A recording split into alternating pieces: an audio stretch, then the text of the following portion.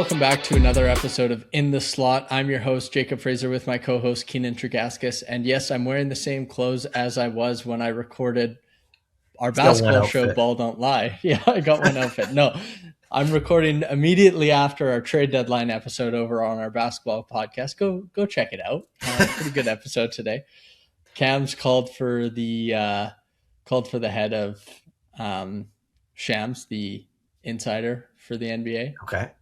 Don't know if you know him, but he don't. used the word executed. Executed. You guys might get a little strike on YouTube there. Yeah.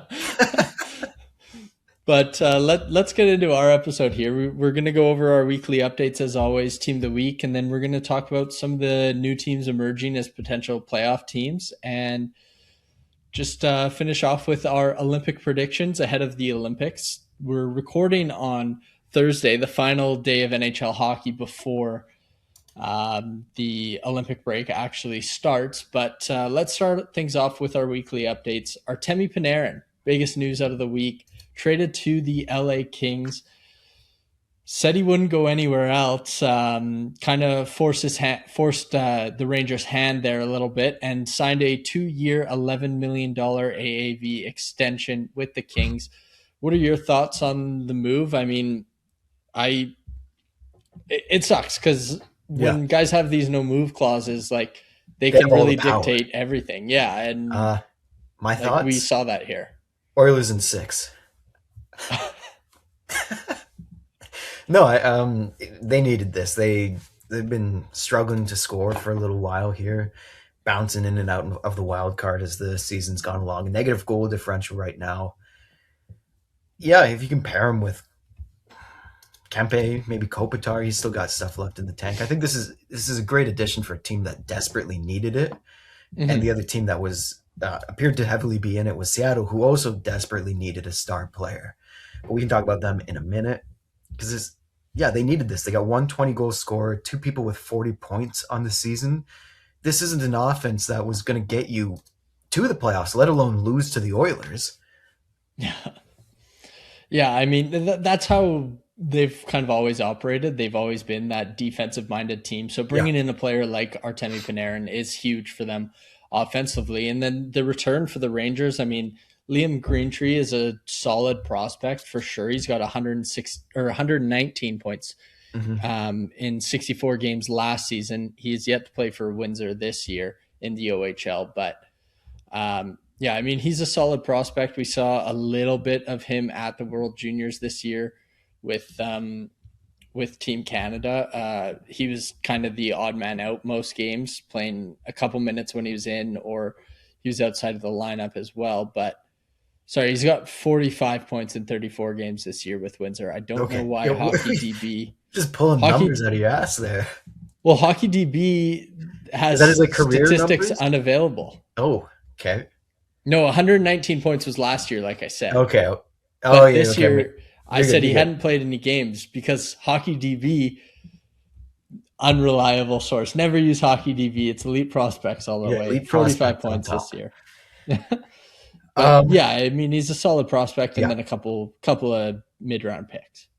He is a solid prospect. I'm a little hesitant just because now he's in the Rangers system, and we've seen what they've done with prospects the last couple of years.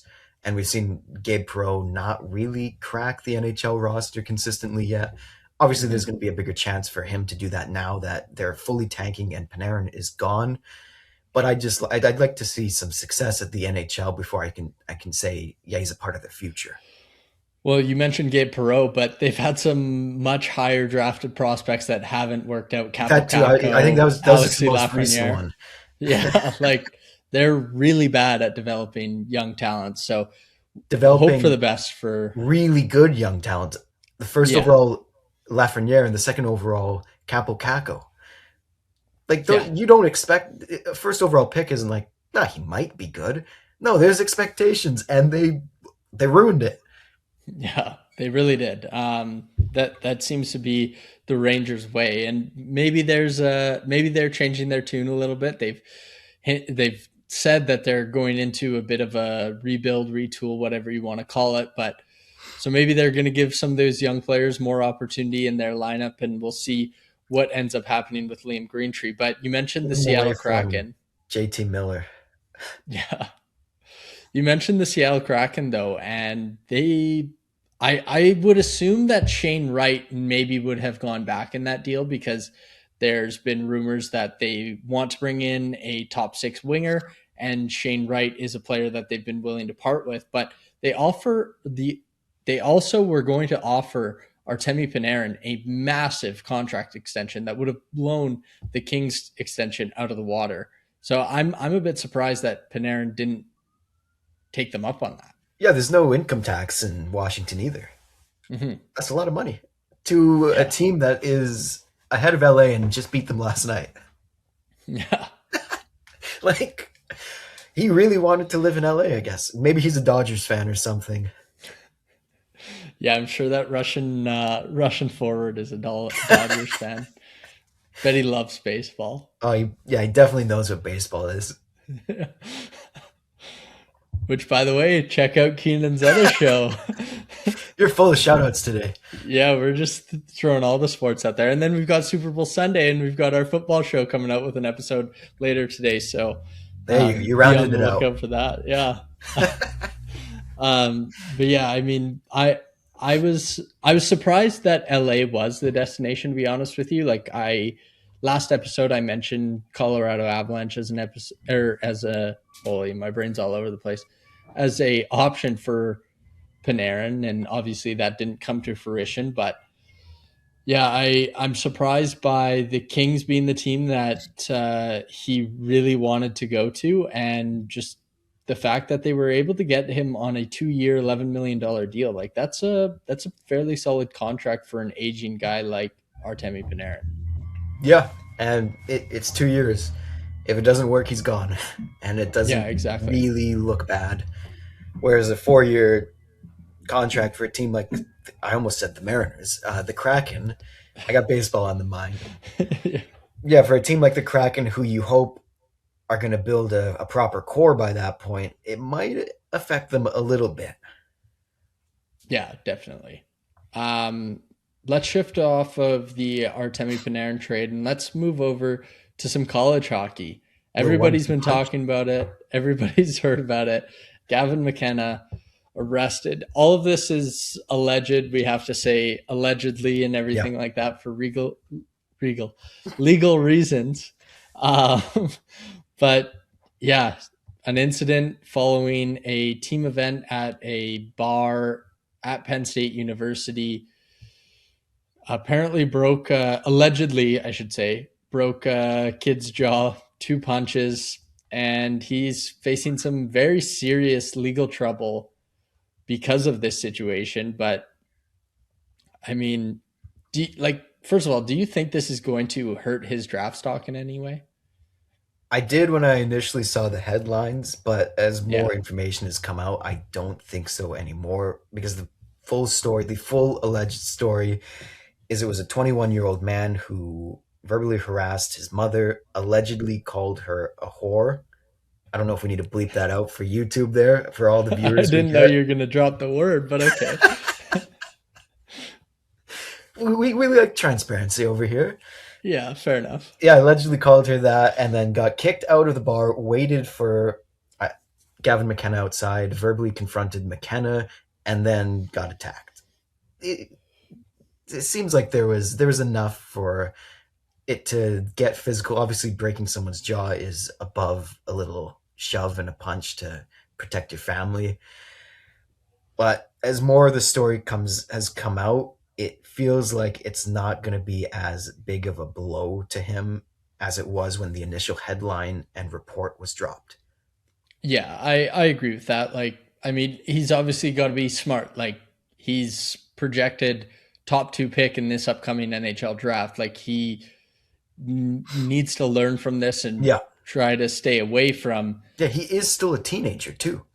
Yeah, he's 18 years old. Yeah, Like, I I mean, I don't think it should hurt his draft stock. Like, assuming that this story that has come out is correct and it wasn't like yeah. Gavin McKenna just beating the crap out of some random guy at the You bar. see Like, the camera footage comes out. It's just him walking up to someone, tapping him on the shoulder, and just right across the face. But I mean, is it not crazy that two punches? The guy broke his jaw apparently, or fractured whatever it Yeah, was, but on both sides, he got him good with both punches. If that's the case, that's a strong teenager right there.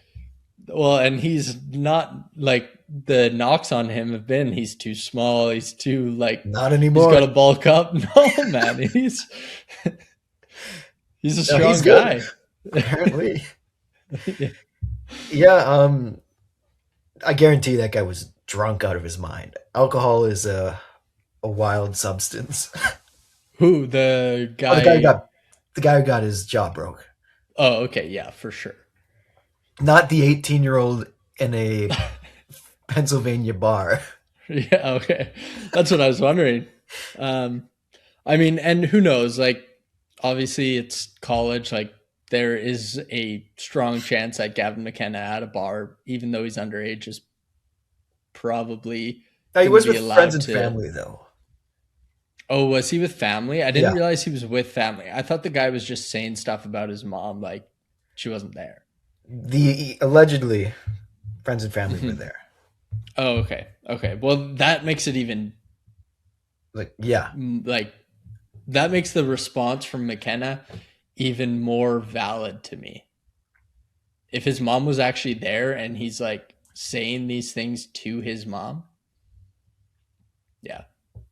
But it's an unfortunate situation. Like It is, yeah.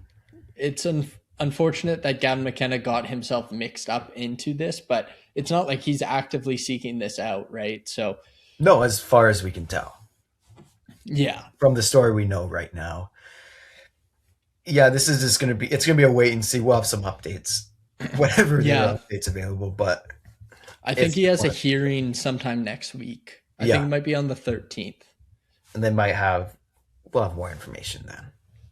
Yeah, yeah, and we'll definitely update that next week as information comes out. But let's get to our team of the weeks. I'll kick things off. I've got the Columbus Blue Jackets. We were talking about them before we started recording. They've Should we been on an abs. Sorry, go ahead. should we play like their cannon going off right here? Yeah, I mean, hey, they've been on an absolute tear Yeah. since hiring a new head coach, and I think what they're 9-1 in their last 10 games, and they've won their last seven. It's been pretty incredible. And you said before we started recording that it's unfortunate that the Olympic break has come when it did because they have some serious momentum in their favor. Yeah. Yeah, this is the worst time for a team, a middling team that's on such a hot stretch to enter an almost month-long break. Like they've got everything is turning. They're literally on fire, 10-1 in the Rick Bonus era. Nothing is going wrong for them at all. And now you got to sit and wait for 3 weeks until you see the puck drop again in Columbus. Mm-hmm. This is awful timing for a team that's climbed their way up to be right outside the wild card. Just jumped a bunch of teams in that race. Basically turned their season from a bit of a tank to maybe get a top five pick to, hey, we add one, two pieces. We might jump Boston. We might jump Buffalo if they cool off after the break. And now they might be the team that cools off after a 3 week break. Mm-hmm. Yeah, I mean, they've been a team that's on the fringe of the playoffs every year. It seems recently, and that coaching change has really pushed them over the edge now. And I feel like they are a serious playoff contender. But you're right; like there's a very real chance that they cool off after this break and kind of come back down to earth a bit. And they're still 4 points out of a playoff spot right now. So it's not like a guarantee that they're going to be able to make the playoffs, even if they not necessarily if they continue the rate that they're at right now, they're making the playoffs. But if they come back to down to earth a little bit here, there's a chance that they miss out again. Yeah, I hate to say it again, but it's a wait and see. Yeah, for sure. I'll take you over to the West here. Yeah, you can flip a coin. It's either Colorado or Winnipeg, Minnesota. and it's Minnesota this week. Five game win streak, 8-1-1 in their last 10. Quinn Hughes has revolutionized this team. Already basically the best defender they've had in franchise history. Longest point streak by a defender, most I think multi-assist games by a defender in a Most three single point assist season. games Sorry, in franchise history. Most three assist games three in a assists. That's franchise what it was. history Thank game. you. And he's been there for 26 games. 34 points in that stretch, including 3 goals. This was a franchise altering trade, and it's really Mm-hmm. brought them into a contention window at the right time. Kaprizov and Boldy, 32 goals each, both about point per game players across the season. They're pushing Colorado here. Yeah. They are 5 points behind them. 8-1-1 in their last 10. Colorado 4-5-1 in their last 10. They're making the Central Division race interesting and the President's Trophy race interesting as well. Yeah, definitely. Like we talked about this with the Quinn Hughes trade. Like I thought that, um, I obviously thought that it would push them over the edge a bit, but I don't know if we necessarily thought that they could compete yet with Colorado and lesser so, but still Dallas as well. And I think I think they're better than Dallas, and they're still maybe not as good as Colorado, but they're definitely going to be pushing Colorado in the playoffs. For I think one of those two teams is probably going to the Stanley Cup final. Maybe Dallas. They're pushing as well. They're 1 point behind Minnesota. Yeah, but One of just the, one of the Central teams. yeah, I just think like at least the way that they've been playing, and the like when you look at how far back Minnesota was of Dallas and Yeah, that's true. Colorado before the trade versus now, I think it shows that they're a better team. That's fair. That's very fair. Yeah, it is the Quinn Hughes effect over there in Minnesota, Yeah, and it's yeah, for sure. affected them in the best way possible. Oh, definitely. Yeah, just insane. And I'm curious to see if they can get an extension done with Quinn Hughes come this offseason as well. Uh, it's looking good so far. Yeah. Like they have a good young core. They have a coach that's not messing with the players' development. His New Jersey's pretty bad right now.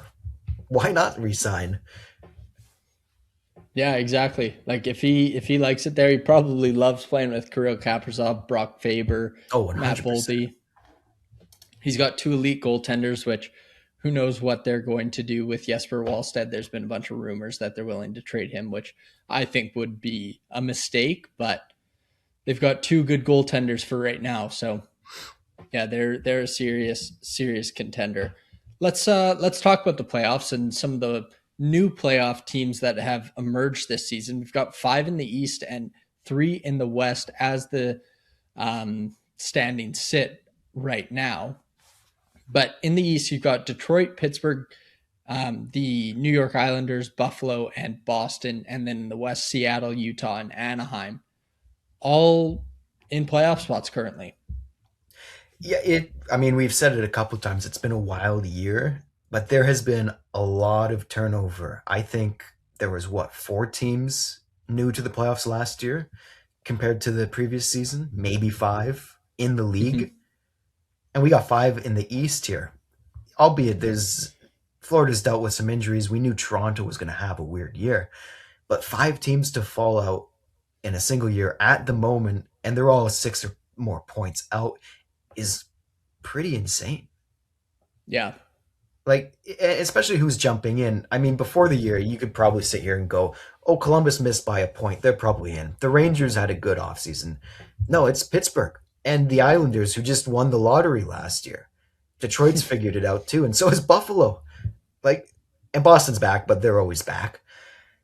It's teams Yeah. that haven't been there in a while, or were expected to be in a bit of a long rebuild here.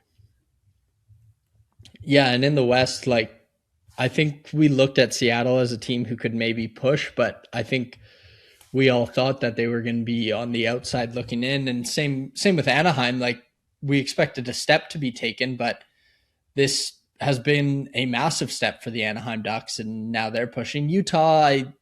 I think we thought that they were a team that definitely could make a push to get in, but I mean, you mentioned some of the teams that are missing out, and in the West, you've got Winnipeg and St. Louis in the basement of the NHL right now. Winnipeg, fresh off winning a President's Yeah. Trophy, and St. Louis just like competing with the Canucks for being the worst team in the league. Did you It- see last well, night? Vancouver's competing against themselves. They are Yeah, very bad. What were you going to say? but did you see last night the St. Louis Stars Blues Blues? game? Yeah, Their huge crazy comeback, and comeback? then and then That's lose an 20 ethical seconds loss right ago. there. Yeah, That's an ethical loss for the tank. it's crazy. Yeah, Utah, they're in a playoff spot, but I'm a little underwhelmed. I thought they would be points, like games clear of the outside at this point. They're 4 points on Hmm. the Kings, and the Kings have 2 games in hand. I thought they would be at least 10 points in the playoffs at this point. They've been very streaky. They're 7-3 in their last 10 right now, and I wouldn't be surprised in the middle of March if they're 3-7 in their last 10. Because Yeah, that's what they've been doing all season, in and out of that wild card spot, never really finding their footing. They're a young team, a lot of elite goal scorers, a plus 26 goal differential. They can't stay consistent. yeah, and I think a big problem with them is they're in that central division. Like there's no Yeah. way they're making it out of the wild card spot. So kind of the best they can do is that wild card one spot. But um, yeah, you're right. Like I expected them to have a good handle on a playoff spot, and they're going to be fighting until the end of the year, like a lot of teams are. But yeah, they're going to be fighting with the Ducks and the Kings for sure. Yeah. 9-7 against central teams, but they're also playing the Blackhawks, Jets, and Blues. I don't know exactly who those 9 wins are against. Hmm. But yeah, I thought it would be a little better coming into this year at this point. Like you said, though, the Wild, obviously, that big Quinn Hughes trade really affects that, and the Avalanche being in a league of their own for the first half of the season. Yeah, yeah, definitely. Do you want to shift over now to some Olympic talk? Little Olympic preview before the games start next week. Yeah. Yeah, let's get into the Olympics here. There is some news within Team Canada specifically. Seth Jarvis and Sam Bennett have been added to the team, replacing Anthony Cirelli and Braden Point. Uh, Sam Bennett's not surprising to me. I thought that was the right decision, but Seth Jarvis is a little bit more of a surprise given that Connor Bedard and Mark Scheifele and there's a long list of names that you could argue should have been added to the team over a player like Seth Jarvis. Seth Jarvis, obviously a great player. I got a bit of a For different sure. opinion here. You mentioned Bedard and Shifley. I was leaning Zach Hyman because Mm. they struggled to find a good line mate with McDavid in the Four Nations tournament. Look what Zach Hyman does on McDavid's wing. Yeah, Like I think that's fair. like Crosby got Kunitz. Yeah, I think you could say McDavid could get Zach Hyman, especially with how well he plays with McDavid. That would make Canada, obviously on paper, some people go, oh, he's not the best player. He's the best player for McDavid, who is Canada's best player. yeah, yeah. I don't disagree with you there at all. Like I think that would have been a good option. And Seth Jarvis, like he made the Four Nations team, so Canada obviously has the familiarity there with Jarvis, but at Four Nations, he didn't really have much of an impact on Team Canada. So I was a bit surprised. Obviously, like you said, he's a great player and is having a great year, but there's lots of great players that have been left off this list. So yeah, it just was a bit surprising that player who's scoring at under a point per game this year in Seth Jarvis was added to the team. Yeah. Should we go over the groups here real quick? Yeah, let's do it. All right. All right. So in Group A, we've got Team Canada, Czechia, Switzerland, and France. Group B is Finland, Sweden, Slovakia, and Italy. Group C is USA, Germany, Latvia, and Denmark. Obviously, the USA team is getting I They guess the gotta, easiest they group gotta, is yeah. the Germany nice might way to score put some it. goals on them, but they'll beat Germany. I mean, will they score goals? Like it's Leon Draisaitl and Lucas Reichel. Paterka, Stusla, I Sider. guess, yeah, yeah. They got some. Okay, They fair got some enough. They've got players. one line. They got a good power play. Yeah, If they get a power play, yeah. I mean, USA obviously should be the easy first place out of that group. Finland, hmm Sweden, Sweden. I would lean to because Finland's team's been looking weaker in yeah, recent years. I want to say Canada, but World Juniors have told me to watch the tape first. I'm just excited to yeah, watch Olympic hockey. yeah. Oh, for sure. I'll say so. Group A, I'm going Canada 1, Czechia 2, Switzerland 3, France 4. Okay. Then I'm going Sweden 1, Slovakia 2, Finland 3, Italy 4, and then USA 1, Germany 2, Latvia 3, Denmark 4. Okay. All right. I like it. I think you could obviously Finland, Slovakia. I think that would be. I think that's an interesting shout for a second place there. I think that's the only real race coming into it too that you could make. Slovakia maybe jumping a Yeah, team because I yeah, think Germany should be able to take down Latvia and Denmark. yeah. I Czech, mean, Latvia always plays well though they too. do Like play they, well, especially is Shilov's the goalie. I would think so. Yeah, He gets locked in those tournaments. it could be Elvis Merzlikins. Yeah, he's Shilov's has the experience in the international games though. We did really well Yeah, stealing bronze for them a couple years ago at the national tournament, yeah, the World Championship. World Yeah, Championship. I would think I would probably start Shilovs, but yeah, I that could be a race for second. I think it's pretty clear that USA is going to come first. So just the star power of Germany is probably going to overpower. You mentioned Stutzla, Paterka, Dreisaitl, obviously, and Mo Sider. Um, but yeah, like goaltending in those tournaments, goaltending for the lower end teams, I should say, goaltending is a major factor. Because if It's your the goalie yeah can big let thing. in one goal, then you're winning the game. Yeah, like if Shilov somehow steals a game from Germany, Mm-hmm. that changes everything. Germany does Yeah. also have Grubauer, who's had a good season Yeah. for Seattle, which is good for a team that shockingly has a lot of stars but no depth at all. They've got an NHL goaltender, which is good for them. That is weird though, Yeah. hey? Like every player who comes out of them is a superstar, but they got five. That's it. Yeah. It's, It is interesting for sure. Uh, but who, I'll ask you this. Who do you think is going to, one, lead the tournament in points, and two, MVP? It can be the same person, obviously, but who's okay. going to lead the tournament in points? Who's going to be MVP? Do I say the obvious one, McDavid? Yeah, you can go McDavid. That's I'm fair. going McDavid. He's leading. For both? He's getting his taste of Olympic hockey. He's going to put on a show. Is that for MVP as well? Yeah, it's Okay. across the board. Give him the gold as well. I'm gonna go Nate McKinnon to lead the team in points because I obviously McDavid is a very easy answer Yeah, and likely will, but I think like we saw at Four Nations, there might be some issues finding a line mate for Connor McDavid, and McKinnon's probably going to be playing with Crosby and maybe even Macklin Celebrini. Like I think he might have McCarr if too.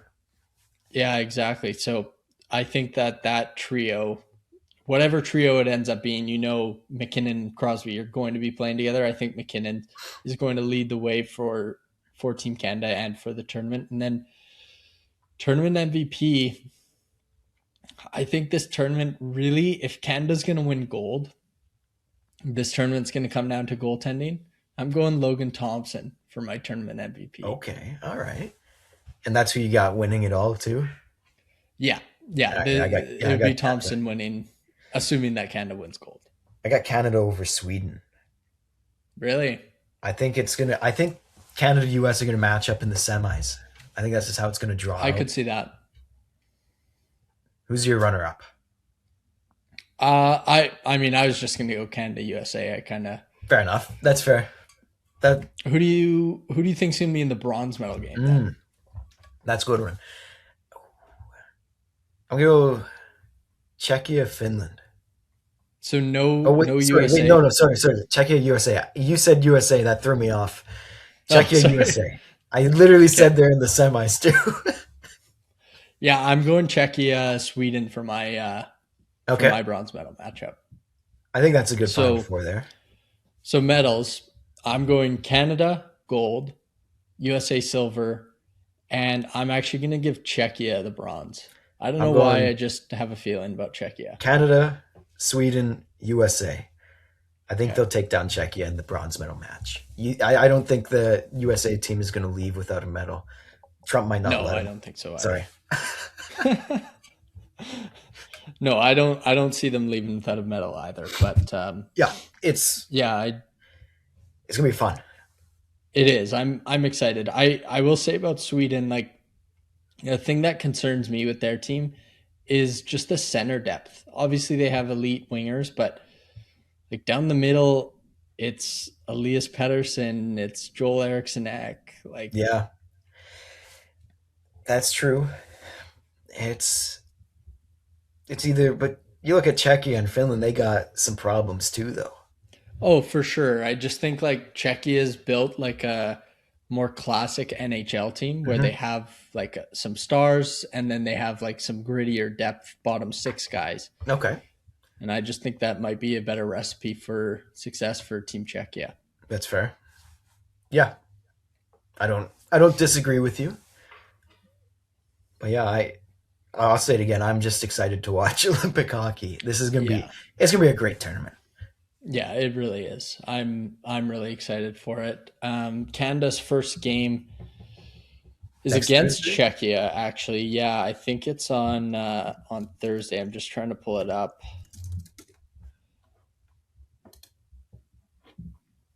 Yeah, it is on Yeah, next Thursday, Thursday, February 12th, 10:40 a.m. Eastern Eastern Standard. Standard So that's Time, 7:40. 7:40 Pacific. I'll definitely be up watching that. I'm excited for that one. I think that's a good start for Canada in the tournament. Czechia. Yeah, I'll actually be a little nervous for that game. The World Juniors Yeah, have got me in my own head here. I know. They can't beat us at the World Juniors and Olympic hockey, right? You'd hope not, but they definitely could. They could, yeah, they definitely could. Switzerland the next day at noon. Hmm. That should be a that should be a Canada win. Yeah, that I mean Switzerland and France should be I'm not worried about France. You pretty said big France wins. should be, will be. Okay. Yeah, I guess we can safely say will be. Yeah, France's best player is Textier. the gold medal game is at 5 a.m. Pacific time? Yeah, Oh, it sucks. they literally have the bronze medal game the day before at 11:40 Pacific. That's ridiculous. They bet if it's Canada USA, they better flex that. They won't though. I know They they. don't know what they're doing, man. That's right. This they didn't even want to build a rink, Yeah. even though it's played at even when the NHL players aren't there, it's played at the Olympics, and they didn't want to build it. Well, speaking of the rank, so Team Canada was supposed to play, the women's team was supposed to play Yeah, earlier today against Team Finland, and it ended up getting postponed. And my wife was the one who told me when I woke up that the game got postponed. Um, and my first question was, what's wrong with the rink? yeah. Turns out Team Finland has some sickness running through their team right now. But yeah, my first thought was, oh man, what's going on with this rink? Yeah, like It's not ready. it's the first day. We can't have it break down yet. one rink is still wild for 12-team tournament, and then however I assume the women's is the same. Yeah, I believe it's also 12 teams. So that's a lot of games. World Yeah. Juniors has 10 teams, and they do two rinks. I know you'd have to Yeah. build two in Italy, which I guess makes it a little bit more like, yeah, okay, I guess you can do one if everything's perfect, but everything's not perfect. No. We might have some long intermissions.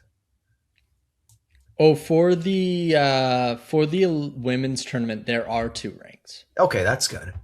Yeah. Is the Yeah, they're other playing. Why doesn't the men's have the second rink then too?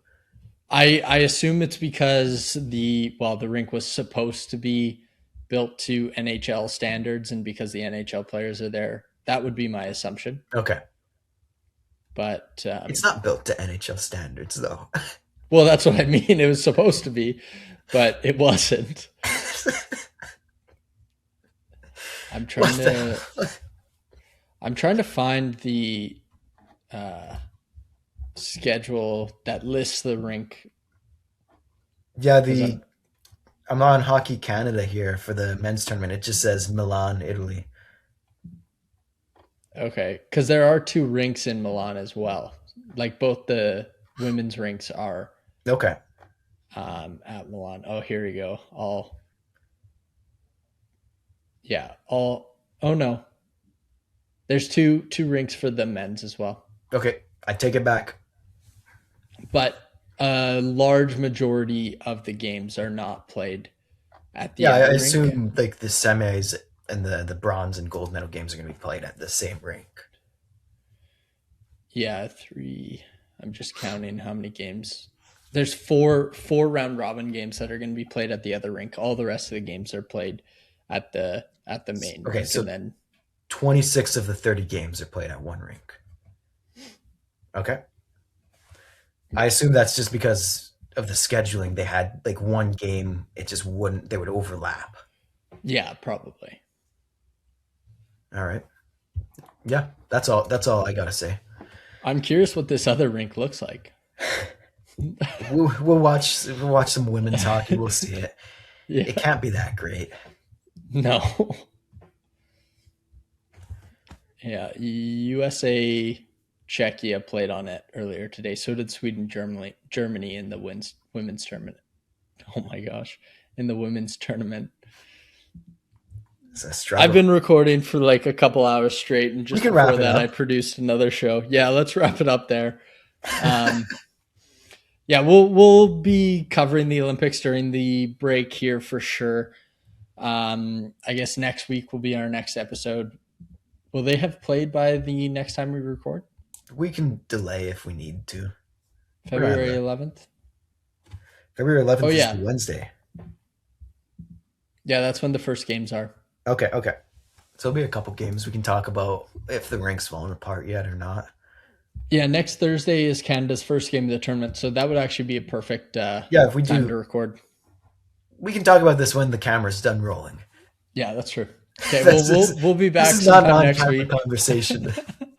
we'll we'll be back sometime next week with another episode of In the Slot with our Olympic coverage. But yeah, thanks for checking us out. Be sure to check out some of our other shows on the Horizon YouTube channel. We've given a lot of shout outs during this episode Yeah. today, so you know what they are. Check out our socials, link down below. And thank you again for listening to another episode of In the Slot.